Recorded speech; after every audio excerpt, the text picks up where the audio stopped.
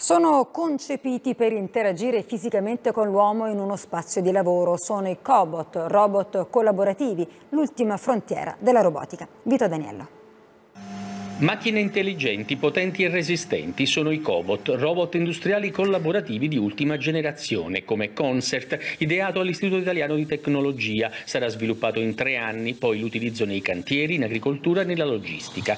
Posture forzate, movimenti ripetitivi, cariche manuali eccessivi, i rischi per la salute del lavoratore verranno ridotti da questo prototipo. Fornendo un supporto sia al tronco che agli arti inferiori, per ridurre lo sforzo che i muscoli estensori della schiena fanno durante il movimento di flessione ed estensione del tronco. Un drone con il suo braccio robotico è stato invece pensato per lavorare sui tralicci dell'energia elettrica o sulle condutture delle raffinerie. Per fare delle misurazioni, in questo caso in particolare sono misure di spessore per valutare la corrosione interna alle tubazioni nelle raffinerie. Si possono aggiungere sensori termici per misurare se ci sono deformazioni o qualunque tipo di alterazione. Capaci di ripetere lo stesso movimento per ore con la massima precisione, questi robot ci proiettano nel futuro. Noi potremo vivere una sorta di nuovo umanesimo digitale e tecnologico. Sarà più semplice vivere. La tecnologia a supporto ci darà più spazio per pensare e per creare.